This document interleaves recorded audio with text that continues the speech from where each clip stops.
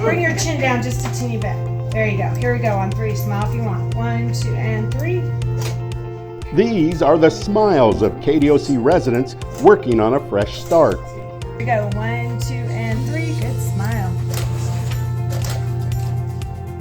It's all part of the process of preparing residents who are within a year from release.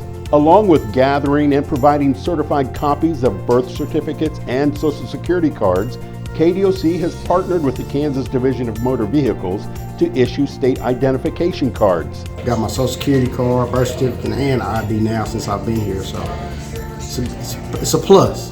Them knowing they're walking out with a valid ID.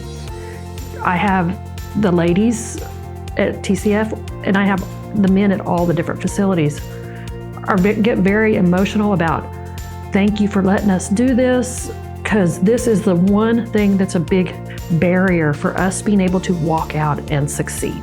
Ladies like Serena Barnhill. She is scheduled to be paroled in 2 weeks from the day we first saw her.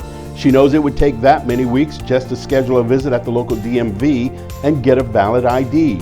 Absolutely, because they make it absolutely difficult to get it out there, so to get it in here is definitely a plus. Without that ID, they are turned away for everything.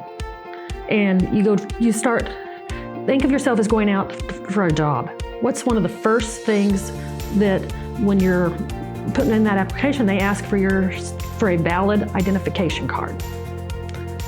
And you say, oh, I don't have one of those. And they say, well, when you have one, come back and see us.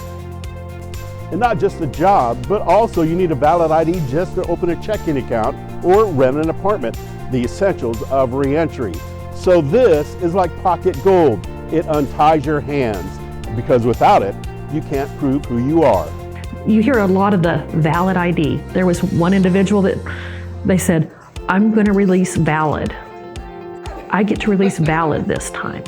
And that just, that sounds funny to say it that way, but that was they're like, it's like you have said, it unties that hands on being able to go out and start immediately living. Stephanie Epp is one of the many who are getting an ID for the first time in years.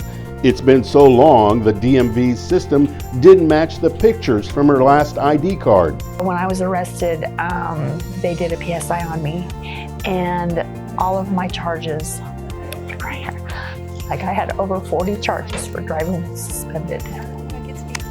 I want to get out and be able to drive legally. I spent so many months in jail for driving while suspended.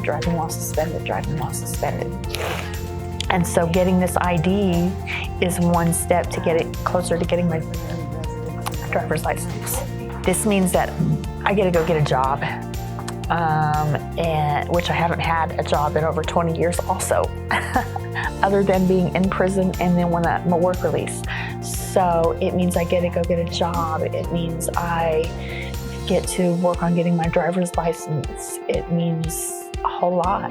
It means I don't have to scramble for copies of this and copies of that, or, go to old employers even and have them dig in their records so that I can prove who I am. How's that make you feel? That makes me feel great. That's amazing. It is pretty. Yeah. Congratulations. The mobile DMV program has appointments each month at Lansing and Topeka Correctional Facilities. Due to travel costs, the program makes it to all other facilities 2 or 3 times a year.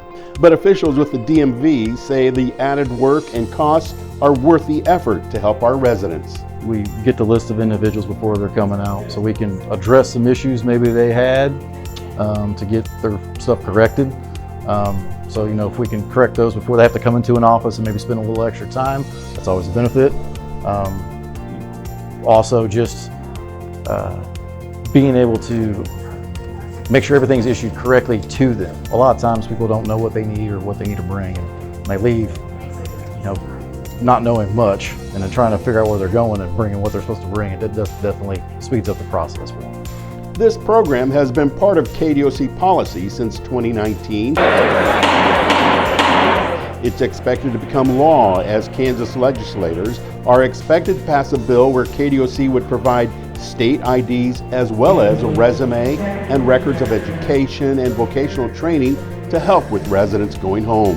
With this coming into a law, it's going to be where the counselors are going to have that at the forefront of their questionnaires of everybody. When it gets within a certain time frame, they're going to have to say, do you have your state ID or a valid driver's license? Do you know where it's at?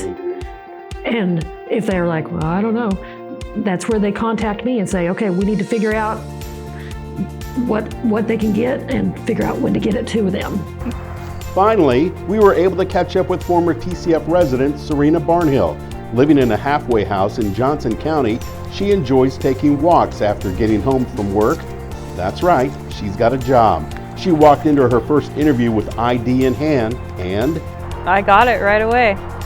first go around, good. Yeah. If not, I have an ID back home, but it would have took a lot to get it back. So Barnhill also says she will update her ID to put her new address on it and then buy a car. Congrats, Serena. Congrats.